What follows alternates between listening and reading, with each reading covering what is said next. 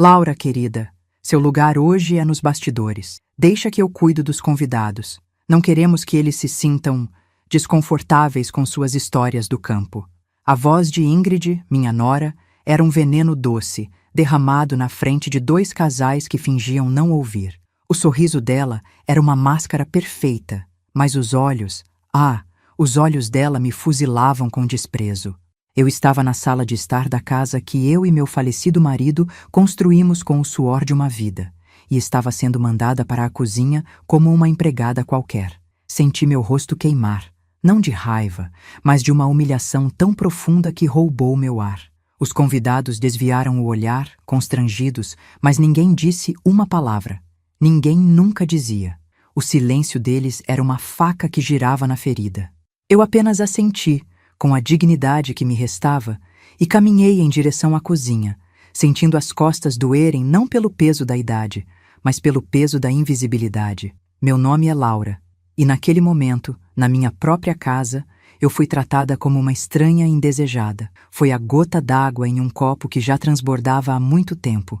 Uma vida inteira de sacrifícios para ver meu único filho me tratar como um fardo. O que você faria no meu lugar? Ouça minha história até o fim e me diga. O que você teria feito no meu lugar? Aliás, me conte de que cidade você está ouvindo. Eu preciso saber que não estou sozinha nisso. Se quiser ouvir mais histórias como esta, inscreva-se no canal. A cozinha se tornou meu refúgio e minha prisão. O cheiro de comida cara, que Ingrid tinha encomendado de um buffet chique, preenchia o ar, mas eu não sentia fome. Apenas um nó na garganta. As risadas forçadas que vinham da sala pareciam ecoar dentro da minha cabeça. Cada uma delas, um lembrete de que eu não pertencia àquele mundo. O mundo que eu mesma ajudei a construir para o meu filho, Otávio. Eu me sentei em um banquinho no canto, o mesmo banquinho onde eu costumava sentar com meu Roberto para tomar um café antes do sol nascer. Agora, ele parecia pequeno e frio. Olhei para as minhas mãos, enrugadas e manchadas pelo trabalho na terra. Eram as mãos que tinham embalado Otávio, que tinham plantado e colhido para pagar sua faculdade. E agora eram mãos que deviam ficar escondidas. Lembrei do meu Roberto. Ah, meu Roberto, ele nunca teria permitido uma coisa dessas. Ele me olharia com aqueles olhos cansados, mas cheios de amor, e diria: Laura, você é a rainha desta casa. Ninguém tira seu lugar. Ele veria a maldade por trás do sorriso de Ingrid. Ele veria a fraqueza nos olhos de Otávio. Um filho que se deixava levar pela ambição da esposa, esquecendo de onde veio. Mas Roberto não estava mais aqui. Fazia 5 anos que ele tinha partido, me deixando com uma promessa e uma pequena caixa de madeira entalhada. Uma promessa que, até aquele momento, eu não entendia a verdadeira força. A solidão que senti naquela cozinha era mais do que a falta dele. Era a certeza de que a família que construímos estava desmoronando por dentro. As horas se arrastaram. O barulho na sala diminuiu, substituído por um murmúrio entediado. Eu podia sentir a energia da festa minguando. Ingrid detestava o tédio, detestava o fracasso. Eu a ouvi cochichando com Otávio. A voz dela era um sibilar irritado. Faça alguma coisa, Otávio. Seus sócios estão quase dormindo. Essa festa foi um desastre. Eu sabia o que viria a seguir. Era um truque baixo que eles usavam quando queriam algo de mim. Era a última cartada, a humilhação final disfarçada de carinho. A porta da cozinha se abriu, e lá estava meu filho, com um sorriso amarelo no rosto. Um sorriso que não alcançava os olhos, olhos que pareciam vazios, desesperados para agradar a mulher que o dominava. Ele parecia um fantoche, e eu via os fios que Ingrid movia. Mãe, vem salvar a gente. Conta aquela história do vovô, a do tesouro da família. O pessoal vai adorar. As palavras dele saíram altas, projetadas para que todos na sala ouvissem. Ele não me chamava para me incluir, para me honrar. Ele me chamava como quem chama uma atração de circo para animar um público desinteressado. Ele estava me usando a memória do pai dele, usando as nossas raízes, a nossa história, para entreter as mesmas pessoas que me olhavam com pena e desdém. Naquele instante, a dor da humilhação se transformou em outra coisa. Uma calma gelada tomou conta do meu corpo. O nó na minha garganta se desfez, e eu respirei fundo.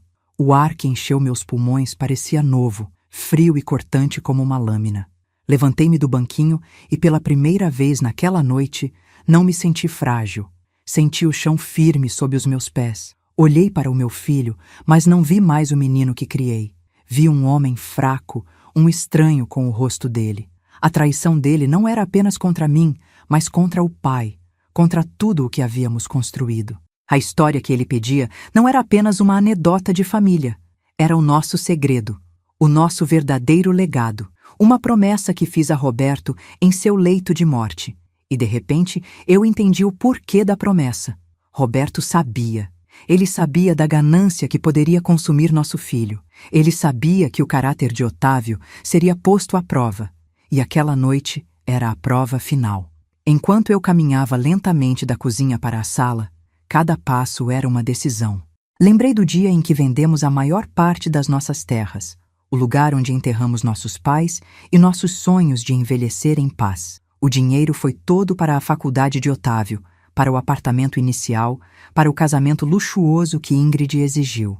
E depois, para dar de presente esta casa, onde agora eu era tratada como um estorvo. Nossos sacrifícios tinham se tornado o palco da minha humilhação. Eles viviam uma vida de luxo falso, sustentada pela nossa vida de trabalho duro, e ainda se sentiam no direito de me desprezar. Onde foi que eu errei? Por que o amor que eu dei gerou um filho tão ingrato? Ao entrar na sala, todos os olhos se viraram para mim. Alguns curiosos, outros impacientes. Ingrid me lançou um olhar de comando, um sorriso forçado que dizia: "Anda logo, faça o seu papel." Ela se achava tão esperta, tão no controle da situação. Ela e Otávio me viam como uma velhinha senil, uma relíquia do passado, útil apenas para contar histórias empoeiradas. Eles não faziam ideia do poder que eu guardava. Não sabiam que a história que eles pediam com tanto descaso era a chave que poderia destruir o castelo de cartas que eles chamavam de vida. A ignorância deles era a minha maior vantagem. O desprezo deles era o meu combustível. No meu quarto, dentro de uma gaveta trancada, estava a caixa de madeira que Roberto me deu. Dentro dela não havia um mapa de tesouro, mas algo muito mais valioso e concreto. Documentos. Papéis antigos que pareciam frágeis, mas que carregavam o peso de uma fortuna que meu filho e minha nora nem sonhavam existir. "Proteja nosso verdadeiro legado da ganância", Roberto me disse, com a voz fraca. "Só revele a verdade quando o caráter do nosso filho for provado." A prova estava ali, na minha frente, na ganância brilhando nos olhos de Otávio, na arrogância estampada no rosto de Ingrid. Eles queriam uma história? Eu lhes daria uma história. A última história. Olhei para cada rosto naquela sala. Os amigos ricos, os sócios importantes, pessoas que mediam o valor de alguém pelo saldo bancário ou pelo sobrenome. Eles seriam as testemunhas. Eles seriam o público para o ato final. O meu ato final. Otávio e Ingrid queriam um espetáculo para salvar as aparências. Mal sabiam eles que o espetáculo seria sobre eles, e o final não teria aplausos, apenas o silêncio esmagador da verdade. Eu não era uma vítima. Eu era a guardiã de um segredo, e o julgamento estava prestes a começar. A força que senti não vinha da raiva, mas de uma clareza terrível. Eu faria o que Roberto teria feito. Eu honraria sua memória e o nosso suor. Respirei fundo mais uma vez, endireitei minhas costas e olhei diretamente para Otávio. O sorriso dele vacilou por um segundo. Talvez ele tenha visto algo diferente no meu olhar. Não a tristeza ou a submissão de sempre, mas uma determinação fria, inabalável. O barulho da sala desapareceu. O mundo pareceu encolher, focando apenas em mim, no meu filho e na mulher que o envenenou. Eles queriam que eu contasse a história do tesouro do vovô. E eu ia contar, mas eu contaria do meu jeito, com todos os detalhes, com todas as verdades. Naquele momento, decidi que o jogo havia mudado. A festa terminou, mas o silêncio que ficou era mais barulhento do que as risadas falsas. Voltei para o meu quarto, que parecia um cômodo de hotel, impessoal e frio. A humilhação ainda queimava na minha pele, mas por baixo dela, algo novo começava a crescer. Uma frieza que se espalhava pelas minhas veias, afogando a dor. Eu não chorei. As lágrimas tinham secado há muito tempo. Em vez disso, uma clareza cortante tomou conta da minha mente. A promessa que fiz a Roberto ecoava na minha cabeça, não mais como um fardo, mas como uma instrução, O caráter do nosso filho tinha sido provado naquela noite, e ele tinha falhado de forma miserável. O jogo não tinha acabado, ele estava apenas começando.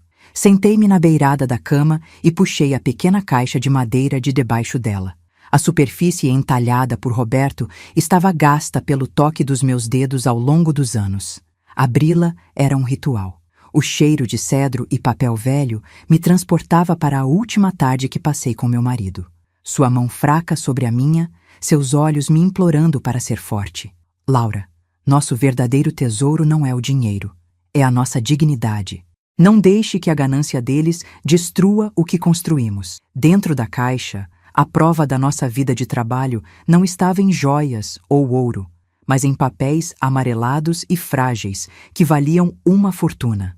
Uma fortuna que eles cobiçavam sem sequer saber que existia de verdade. Os documentos eram certificados de ações de uma empresa de tecnologia que o avô de Roberto comprou como uma aposta louca, décadas atrás.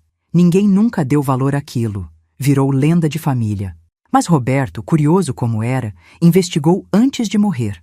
A aposta louca tinha se transformado em milhões. 20 milhões de reais, para ser exata. Um dinheiro que poderia resolver todos os problemas financeiros que eu sabia que Otávio e Ingrid escondiam por trás de suas roupas de marca e jantares caros. Mas Roberto foi claro. Aquele dinheiro era um teste.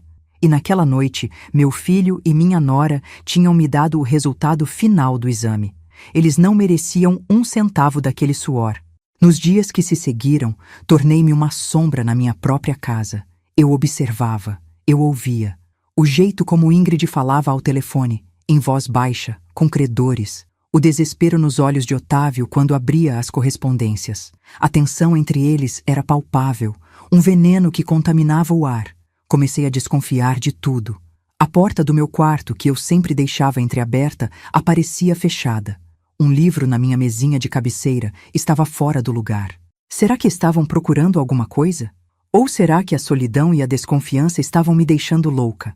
A dúvida era uma companheira constante, sussurrando no meu ouvido. Lembrei das inúmeras vezes que Ingrid tentou me fazer duvidar de mim mesma.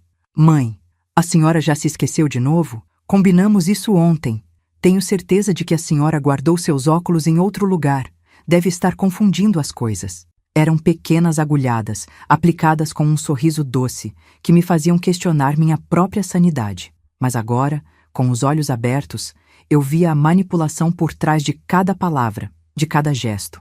Eles não queriam apenas o meu silêncio e a minha obediência. Eles queriam apagar quem eu era, me transformar em uma velhinha senil e inofensiva. Mal sabiam eles que o pior ainda estava por vir. A casa tinha um porão, um lugar úmido e escuro, para onde Ingrid tinha banido todas as nossas memórias. As fotos do meu casamento, os troféus de escola de Otávio, a poltrona favorita de Roberto, tudo jogado lá para mofar, para ser esquecido.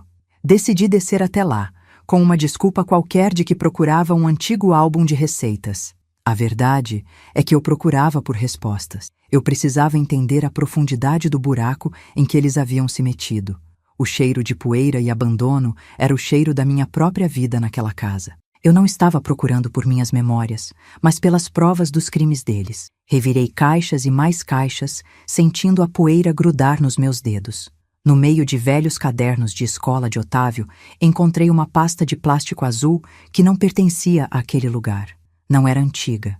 Dentro dela, extratos bancários recentes e cartas de cobrança. Meu coração gelou. Eles não estavam apenas endividados. Eles estavam afundados até o pescoço. Mas a prova final, a facada que selou o destino deles, estava no fundo da pasta.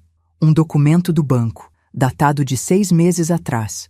Era um contrato de hipoteca. Eles tinham hipotecado a casa que eu e Roberto demos a eles como presente de casamento. Aquele pedaço de papel na minha mão trêmula era mais do que um contrato. Era a materialização da traição. Eles não tinham apenas penhorado um imóvel.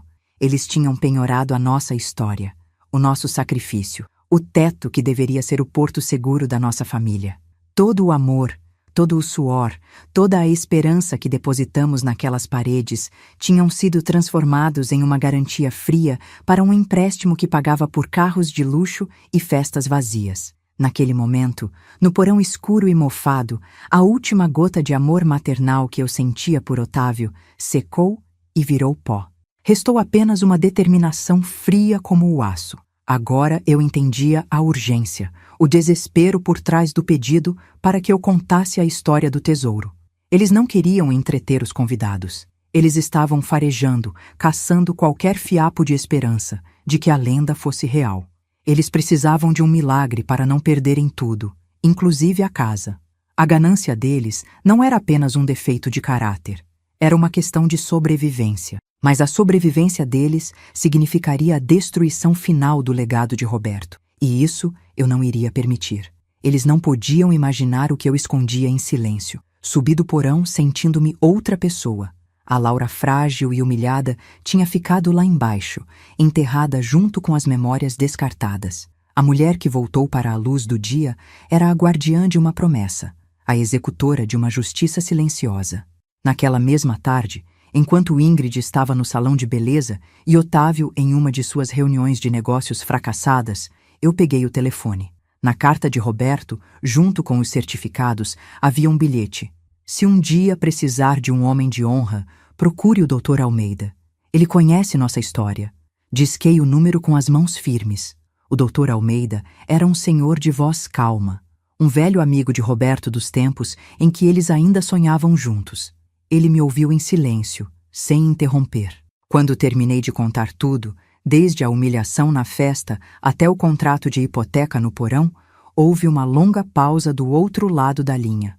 Dona Laura, ele disse finalmente, com a voz carregada de uma tristeza respeitosa, Roberto sempre temeu que isso pudesse acontecer. Ele me deixou instruções claras. O que a senhora deseja fazer? A pergunta dele não era sobre o que eu podia fazer, mas sobre o que eu queria fazer. O poder, pela primeira vez em muito tempo, estava nas minhas mãos. Meu plano começou a se formar, peça por peça, como um quebra-cabeça mortal. Eu não queria vingança no calor do momento. Eu queria uma justiça fria, calculada e, acima de tudo, pública. Eu usaria o próprio palco que eles criaram.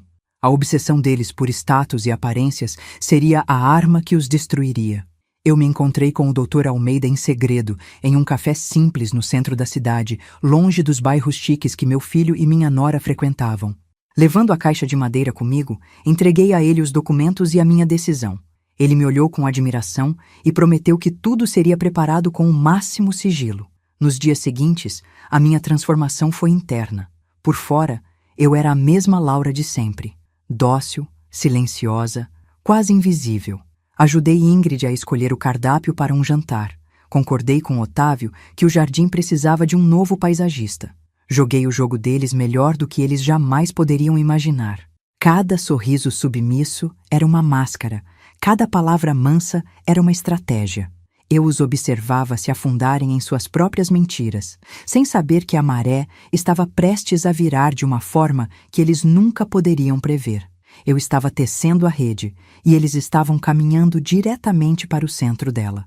O aniversário de Otávio estava se aproximando. Ingrid, claro, queria dar outra festa grandiosa para impressionar as mesmas pessoas de sempre. Foi a oportunidade perfeita. Com uma falsa humildade, eu sugeri: minha filha, por que não fazemos algo mais íntimo este ano? Um jantar em família para celebrar de verdade. Para minha surpresa e para o sucesso do meu plano, ela concordou. Provavelmente pensou que seria mais barato e que ela teria controle total sobre o ambiente. Mal sabia ela que o controle já não era mais dela. O palco para o ato final estava montado. Há 2 semanas do jantar de aniversário, o Dr. Almeida me ligou. Está tudo pronto, Dona Laura. Os documentos foram registrados. A doação é irrevogável. A fundação será criada assim que a senhora der a palavra final. Desliguei o telefone e olhei meu reflexo no vidro da janela da cozinha. A mulher que me encarava de volta tinha os olhos cansados de uma vida inteira de trabalho, mas havia um brilho neles, um brilho de aço. Eles queriam uma história sobre um tesouro.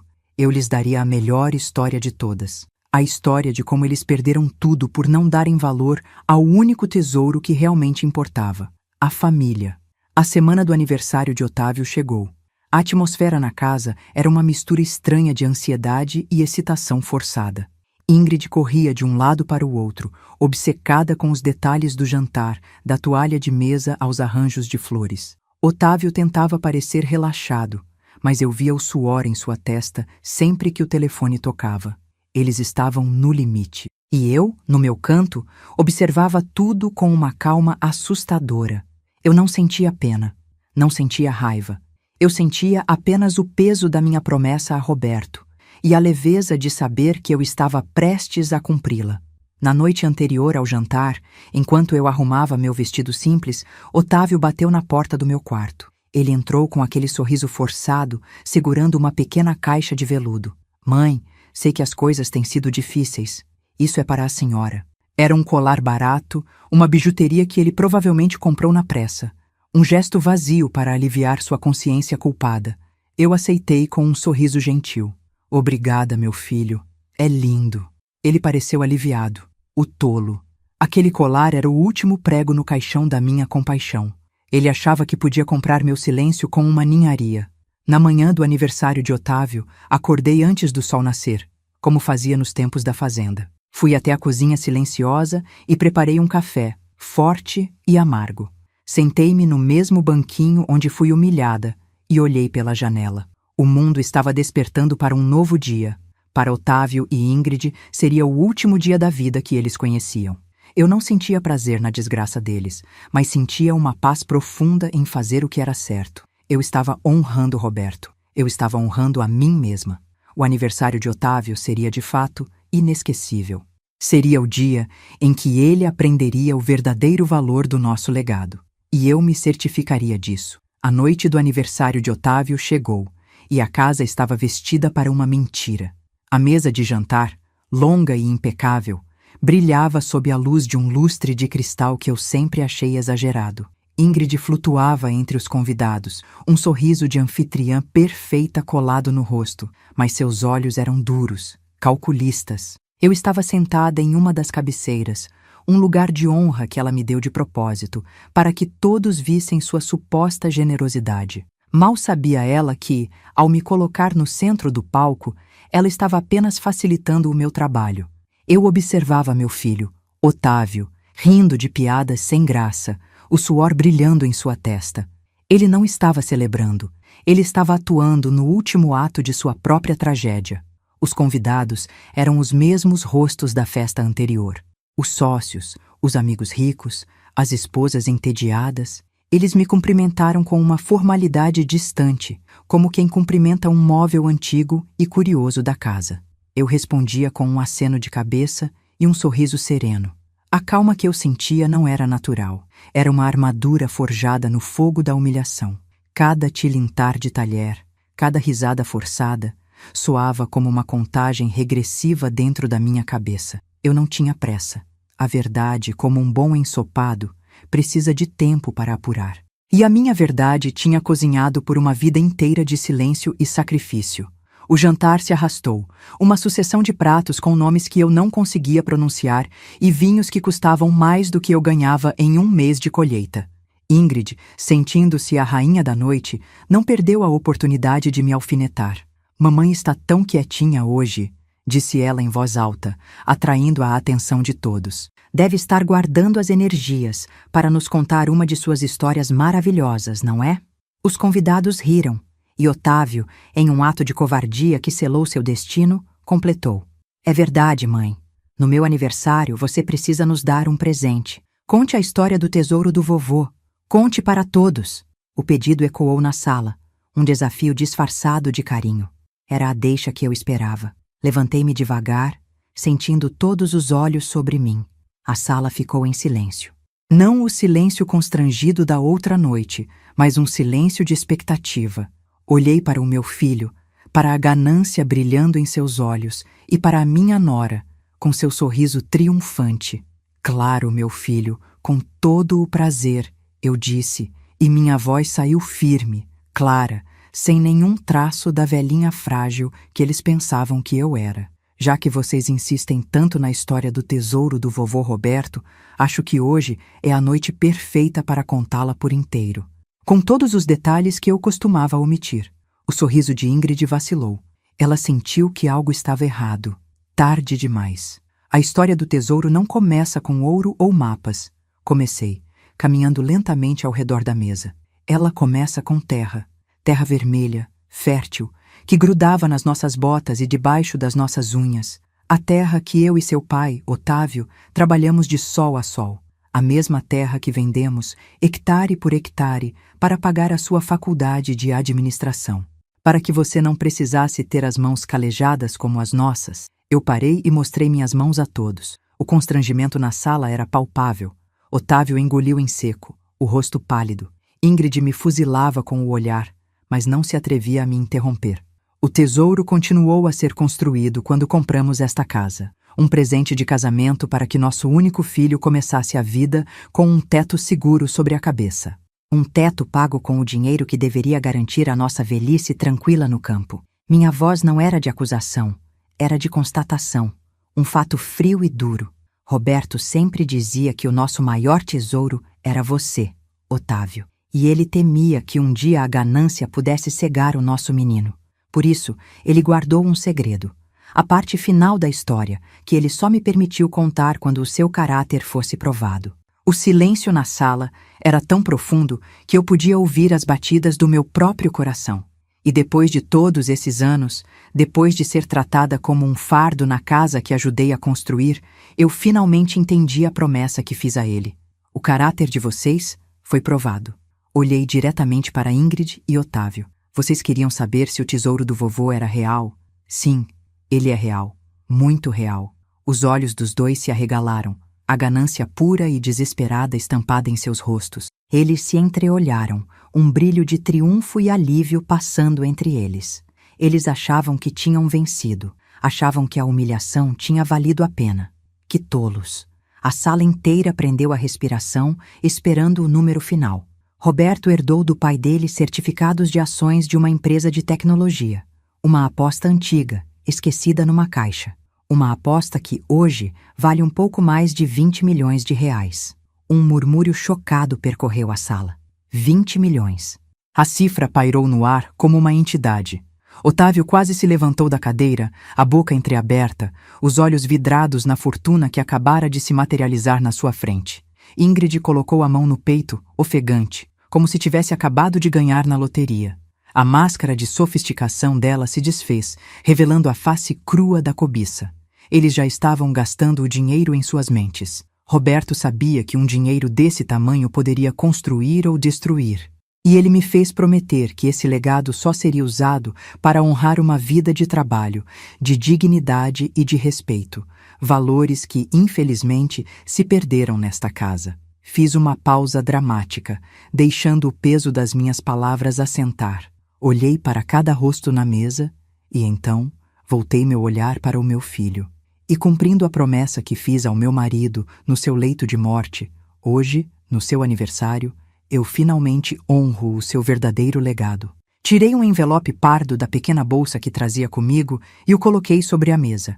O som do papel batendo na toalha de linho foi o único ruído na sala. O valor total dessa herança, anunciei com a voz clara e inabalável, foi irrevogavelmente doado esta manhã para a criação de uma fundação. O Instituto Roberto e Laura, um centro de amparo e assistência jurídica para idosos que foram abandonados ou financeiramente explorados por suas próprias famílias. O choque foi instantâneo e absoluto. Foi como se o ar tivesse sido sugado da sala. Otávio ficou branco como cera, os lábios tremendo sem emitir som. Ingrid, por sua vez, explodiu. "Não! Você não podia fazer isso!" Ela gritou, a voz estridente e feia, quebrando o feitiço da anfitriã perfeita. "Sua velha louca egoísta! Esse dinheiro era nosso, era do Otávio por direito!" Ela se levantou, derrubando a taça de vinho que manchou a toalha branca como sangue. O desespero a transformou em um animal encurralado. Nesse momento, um senhor discreto, que estava sentado em um canto e que ninguém havia notado, levantou-se. Era o Dr. Almeida. "Eu sou o advogado responsável pela transação", disse ele com uma calma que contrastava com o caos. "E posso atestar que a doação realizada pela dona Laura é perfeitamente legal, assinada, registrada e, como ela disse, irrevogável. A fundação já foi constituída.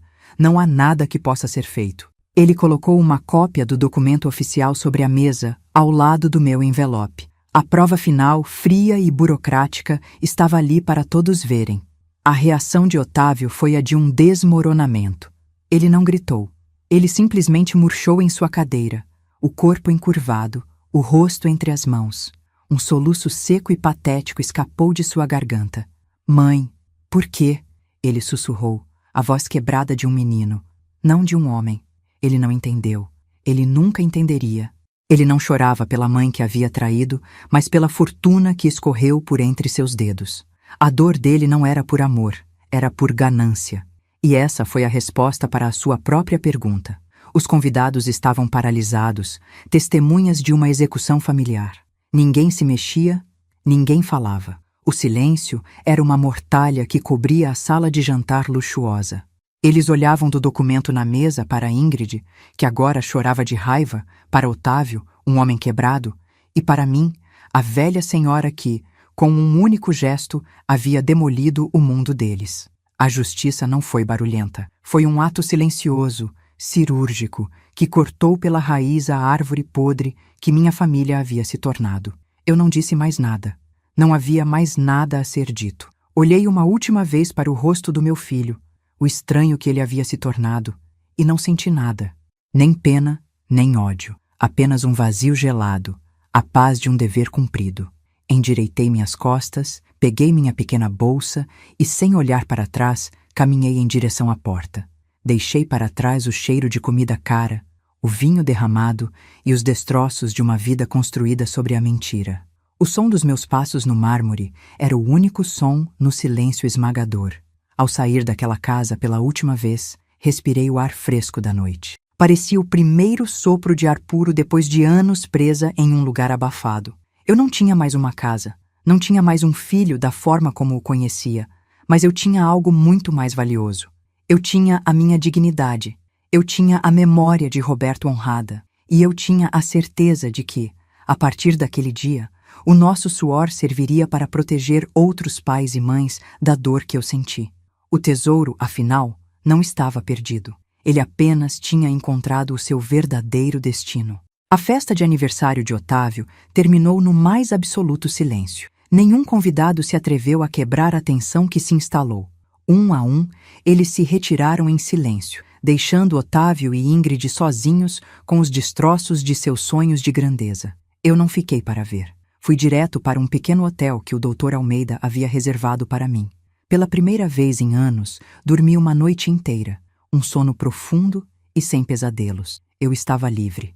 A justiça que eu servi não foi uma vingança quente, mas um prato frio e bem planejado que eles comeriam pelo resto de suas vidas. Nos dias seguintes, as consequências se desdobraram como um dominó. A notícia da excêntrica doação se espalhou pelo círculo social deles, mas a história que o Dr. Almeida sutilmente deixou vazar era a de uma mãe que, para proteger o legado do marido da má administração do filho, tomou uma atitude drástica. Otávio e Ingrid não foram vistos como vítimas, mas como tolos gananciosos que perderam uma fortuna. A humilhação pública foi maior do que qualquer perda financeira. Perderam o status que tanto valorizavam. A casa, já hipotecada, foi tomada pelo banco alguns meses depois. Eles tiveram que se mudar para um apartamento alugado, pequeno e sem glamour. O castelo de cartas deles desabou. Eu não esperei para ver o estrago. Saí daquela casa e entrei no carro do doutor Almeida, que me aguardava discretamente na esquina. O silêncio dentro do veículo era um bálsamo depois da tempestade que eu havia provocado. Olhei pelo vidro o reflexo das luzes da cidade passando e, pela primeira vez em muito tempo, não me senti uma sombra. Senti o peso da minha própria vida, das minhas próprias decisões. O quarto de hotel que ele reservou para mim era simples, limpo e silencioso. Naquela noite, deitada em uma cama que não era minha, em uma casa que não era minha, eu me senti mais em casa do que em todos os anos que passei sob o teto de Otávio e Ingrid. Eu estava sozinha, mas não estava mais solitária. A paz, eu descobri, era o som da minha própria respiração, livre da obrigação de agradar quem não me merecia. O primeiro telefonema veio na manhã seguinte.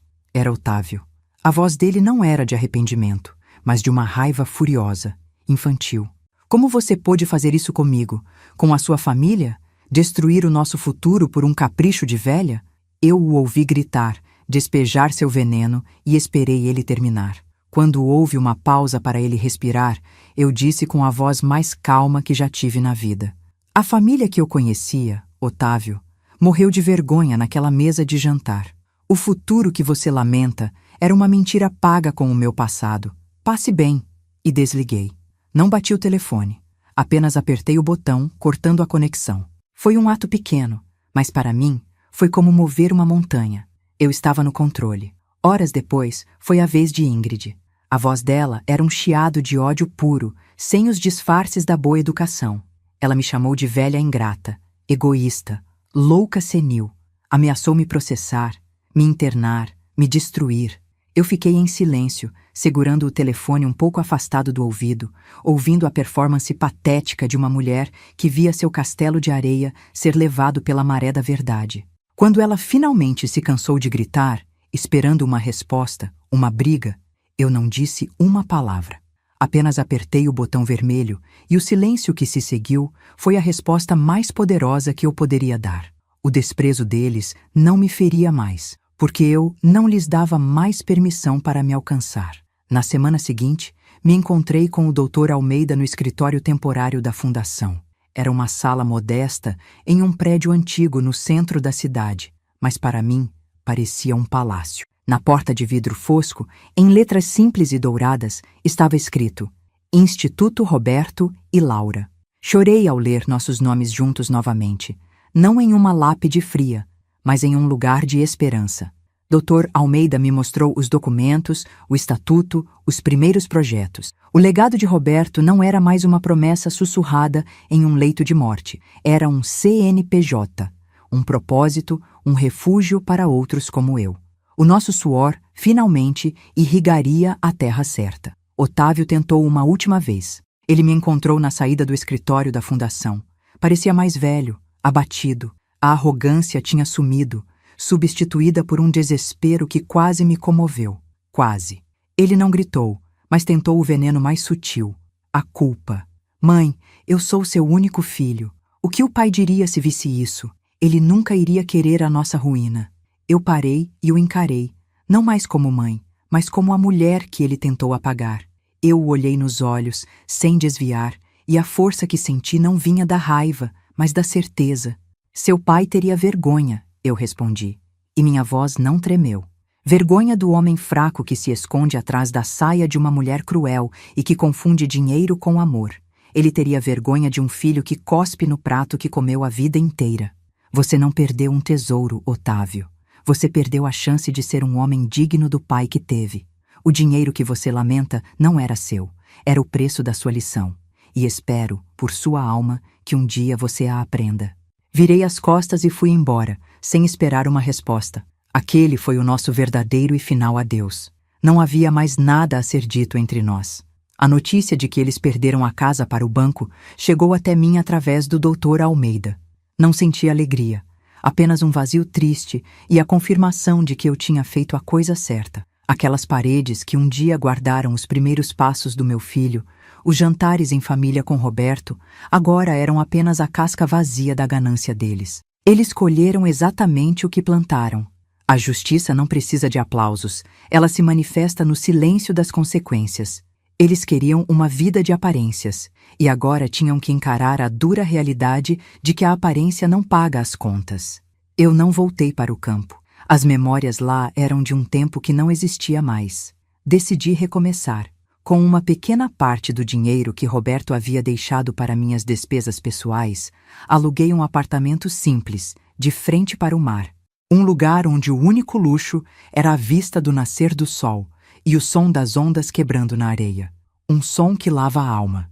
Pela primeira vez na vida, eu estava construindo um lar que era só meu.